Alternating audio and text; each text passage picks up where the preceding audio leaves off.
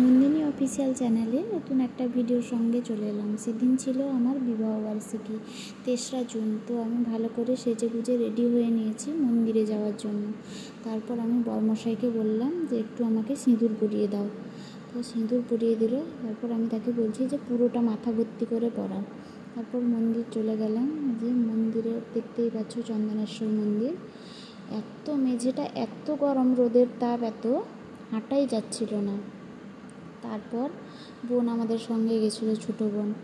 ও আর আমরা একটু সেলফি তুলে নিলাম। তারপর মন্দিরে ঢুকেছিলাম।